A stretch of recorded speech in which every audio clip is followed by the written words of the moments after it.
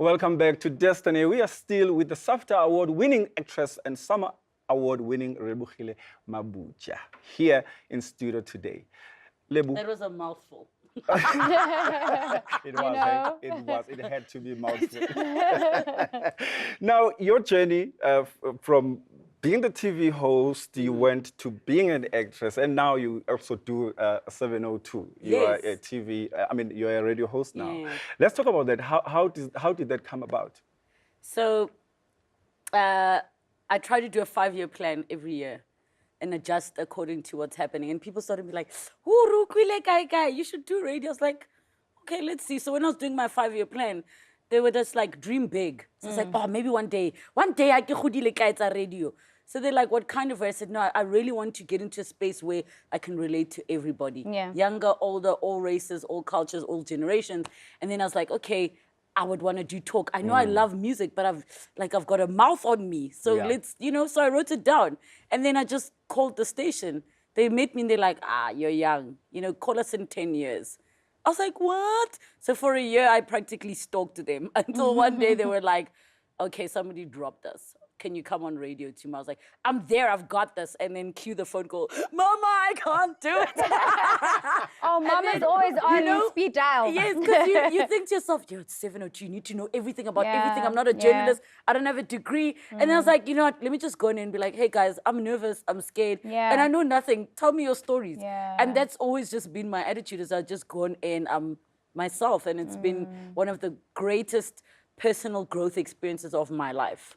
You guys talk about, you guys have vast topics that you talk about, but most of them are very controversial. You know? How do you sometimes deal with the backlash? Or are you, just firm knowing that this is something that I'm doing? And it's literally to create dialogue in South Africa. So I've learned to play devil's advocate, which means even if I firmly agree with what you're saying, we still are creating a station where we want people to be curious, to be interested, to think differently. So even if Mahalia is coming to say, I cannot accept that we're talking about rape and these men want to talk about how women are dressed. And then I'll say, but that's been the conversation. So how do you respond if a young woman wants to go out wearing very little? That's the hard part of my job, is not going, yes, finally, I agree. It's going, I hear you. But other people might think that, what would you say to that? And there's some times where it's for me, it's not even a discussion. I cannot allow hate speech on my show. I cannot allow anybody to be insulted, especially where they're in a space where they might not be there to defend themselves. So I try to be as neutral and objective as possible. And that's the part that I mean about personal growth, is I also had to not be scared about going there, because my dad will be like, hey, and you're like, oh, we were talking about that thing that grown-ups do at night in bed. Okay, Dad. So I had to be very comfortable with myself to also be able to say, guys, you know what? Actually, I was wrong. You showed me a different side and I made a mistake. You got to be open to say, okay, no, actually, you're right. Thank you for sharing that with me. With such a platform that literally transcends culture, do you sometimes think that your show is doing enough to unify people? Or would you say that sometimes with the controversial topics that you guys have, maybe somehow people might still be divided? So I'm sometimes in two minds about it, because I think there is there are many ways that you can approach the same subject, right? So it's all about how you approach it. So let's say we need to talk about racism, which is always a dividing subject. You get the people who are like, why are you still talking about the past? Let's move on, let's be unified. And the other people who say, how? How can we not talk about the past? Now kids don't know who they are, and they're surprised when they see certain things. So it's all about the approach. And my approach is always, what can we learn from discussing this, and what are the possible solutions?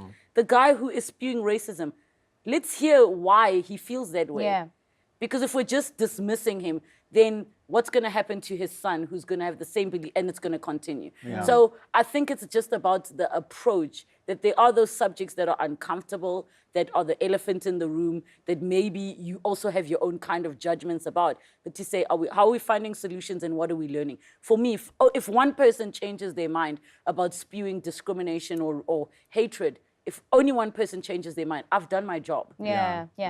Do you also believe that, I mean, there's a lot we can do to, I mean, teach people the importance of dialogue. It doesn't necessarily mean that if I disagree with Xolani, I am fighting. Yes. You know, and I think that somehow comes across that if we don't agree, we are fighting. And all of a sudden, the people in my corner is fighting the people in his corner because, you know, of the misconceptions in dialogue. I feel so passionately about that if you are my friend and you don't ever disagree with me, you're not my friend. Absolutely. Like, I have to be surrounded by people who criticize, who question and challenge me. Else I am not growing at all.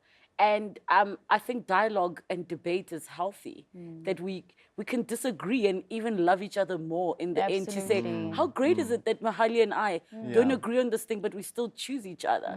I think it's such a beautiful thing. If we all started agreeing and nodding our heads with each other, I'm afraid we will not grow. Absolutely. Yeah. On the lighter side of things, your show is an early breakfast show. Yes. I'm sure that means waking up very early. And as you can tell, I'm a morning person.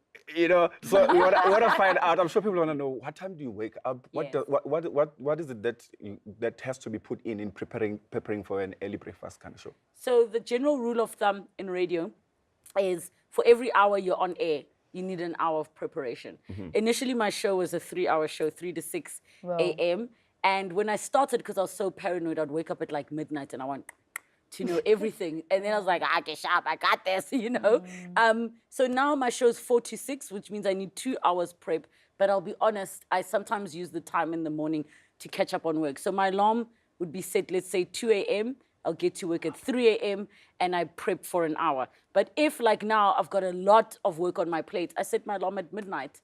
I get to work 1 a.m. and I work for 2 hours and then 3 to... I know you're back.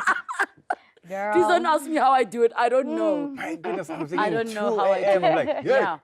And sometimes you just went to bed at 11 p.m.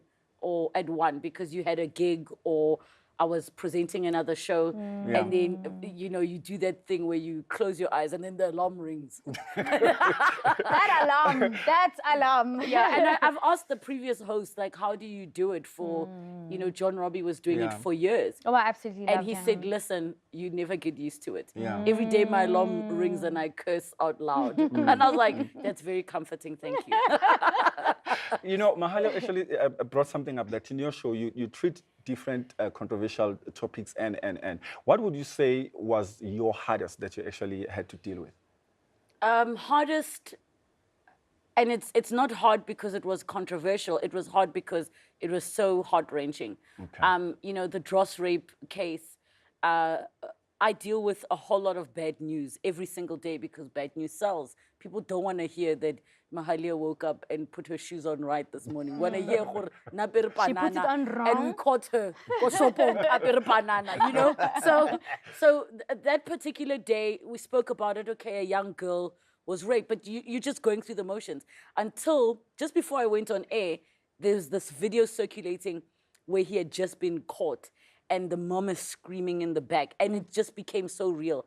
I mean, I was crying the entire show. I was just like, I'm even getting emotional thinking about it now. What is wrong with us? What has happened to us? I am broken by how painful our country can be. I mean, we had a child that died at a university, shot by security, and I deal with that every single morning. So I cried the whole show. Then my producers were crying, and callers were calling in and crying. That for me was a really hard show because people say like, hey, still be a radio host, but I'm like, at the end of the day, I'm a person, and that was a real moment for me, which, it was heavy. It was really, really triggering and heavy. Yeah. Lebo, I'm actually getting emotional as well just thinking about it. But as you are a host of a show that also deals with controversial topics as well. I'm sure there is this topic that is like everywhere in the country of Bushiri. What's your take on that one? So many takes. Firstly, in general, I always have concern for people who believe in having to do the extreme. And it can be anything. If you meet someone who says, I drink 10 liters of water a day, like you're gonna be worried. Someone who drinks excessively, somebody who needs to do really extreme things, I always ask, what is missing that you have to go that extreme? Because if you really are a worshiper, a lover of Jesus, of God, right? Why do you have to be so extreme to show it, to the extreme that you're compromising self? So this is just a general thing of, okay, if you feel you need to be drinking petrol to prove something, you have to ask yourself certain questions. So with the Bushiri case, I found it interesting that, you know, everyone's like, oh, he's a prophet. I believe in prophets. I believe in miracles. Yeah. So I'm like, okay, you believe all these things, then you want to go outside of the courthouse and cry for his freedom. And then you want to threaten to boycott the elections so that he must be released. So I was like, so if you need to threaten, are you a believer? We need to weigh, we definitely So, need you to know, weigh we've our got to ask ourselves, because what is it that we say? You say your prayer, hand it over to God. He's taken care of it. So if you really are a believer, and that's my belief, hand it over to God. Because you believe this person is innocent. Why are you worried? Why are you threatening an entire nation? Yeah. Take it to God and leave it in His hand. Hand it over. Yeah. Well, on that note, let's take it to the ad break and leave it in Relebogile's hands.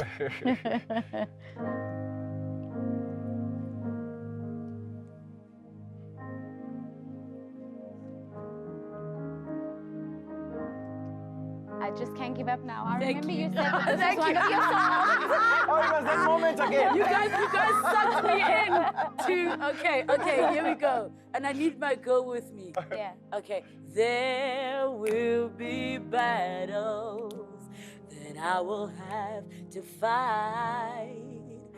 And there will be mountains, swap it around, that I will have to climb. But victory or defeat, it's up to you to decide. But how can I expect to win if I cannot try? Oh, I just can't give